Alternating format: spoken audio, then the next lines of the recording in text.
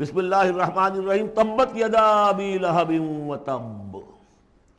بالکل ابتدائی زمانے کی صورت ہے۔ ٹوٹ گئے ہاتھ ابو لہب کے اور وہ برباد ہو گیا خود۔ واقعہ یہ ہے کہ جب حضور کو پر وہ آیت نازل ہوئی جو ہم نے پڑھی ہے سورہ ہجر میں، فاصدع بما تؤمر، پہلے 3 سال تک آپ نے دعوت جو دی ہے وہ لو کی، جسے ہم کہیں گے، کبھی بھی آپ کی دعوت انڈر گراؤنڈ نہیں تھی، اس کو تو سمجھ لیجئے، یہ تو لفظ استعمال کرنا ہی غلط ہے، لو کی۔ اور لو کی میں کیا تھا؟ پرسنل تعلق،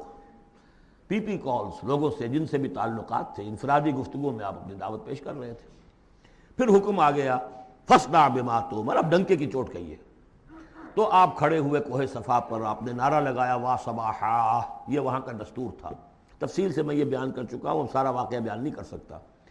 تو اس وقت لوگ لپک کر آئے اور ابو لہب بھی آیا، آپ کا چچا۔ جب حضور نے وہاں اپنی دعوت پیش کی تو اس نے کہا تبا لک لہذا جمعتنا، ہم سمجھے تھے کوئی بڑی اہم بات تم نے بتانی ہوگی تو ہمیں بلایا ہے، ہم پہنچ گئے ہیں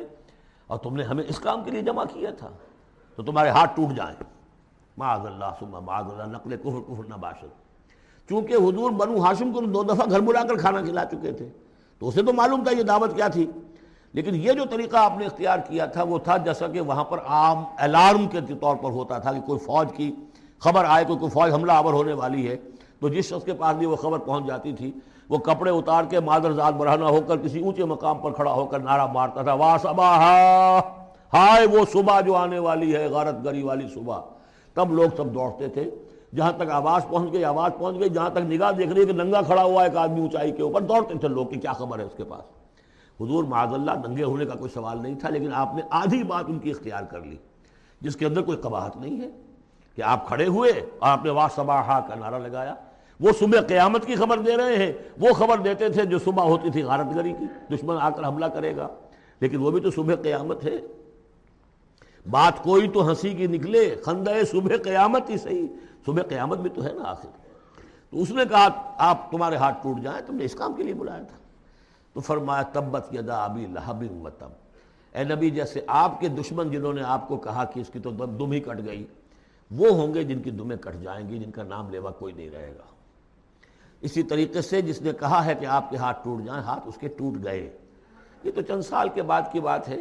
لیکن حقیقت میں عالم غیب میں تو اس کے ہاتھ کٹ چکے ہیں، وہ تب اور وہ برباد ہو چکا ہے۔ ما اغنی عنہ مالہ وما کسب، کچھ کام نہیں آئے گی اس کا، نہ اس کا یہ مال اور نہ وہ کمائی جو اس نے کی ہے ساری عمر اور جمع کیا ہے۔ سیصلی نارا ذات لہب، وہ جھونکا جائے گا آگ میں جو بھڑکتی ہوئی آگ ہے۔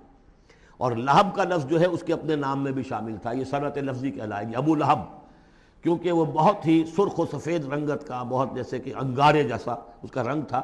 اور آنکھیں بھی بڑی بڑی تھی، نہایت حسین و جمیل انسان تھا، اور اس کی بیوی بھی جمیل تھی، بہت ہی خوبصورت عورت تھی، اور یہ دونوں جو ہے یہ سمجھیے کہ بڑی ایلیٹ کلاس تھی اس معاشرے کی، اس کے پاس منصب تھا، یہ خزانہ وزیر خزانہ تھا حرم کا، چنانچہ اس کے بارے میں مشہور تھا کہ اس میں سے اس نے سونے کے بنے ہوئے ہرن چرا لیے ہیں۔ اخلاقی طور پر اس کا جو ہے وہ بدنامی اس درجے کی تھی، لیکن یہ کہ حرم کا خزانہ جو تھا وہ اس کی تحویل میں تھا،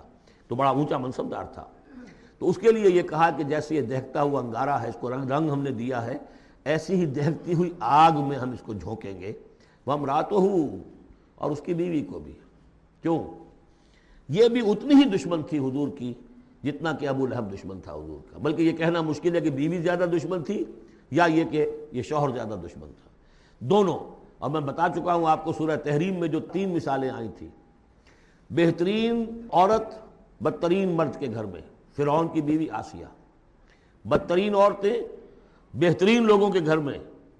بیوی حضرت نوح کی اور بیوی حضرت لوط کی، ایک وہ جو نیک سرشت تھی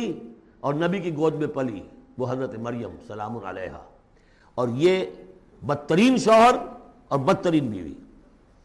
وامرأتہ حمالۃ الحطب، جو اٹھانے والی ہوگی ایندھن کو۔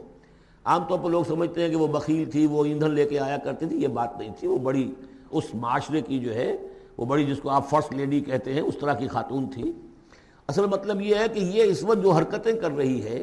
یہ اپنے شوہر کے آگ کے گڑھے کو اور بھڑکانے کے لیے ایندھن لا رہی ہے۔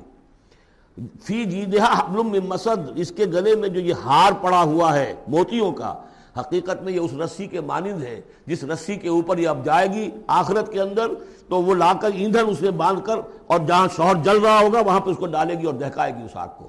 یہ ہے مراد اس سے کہ در حقیقت وہ اٹھائے گی وہاں حطب لکڑیاں، اور فی جیدہا حبل من مسد، اس کے گلے کے اندر یہ جو ہار ہے یہی اس کی رسی بن جائے گا.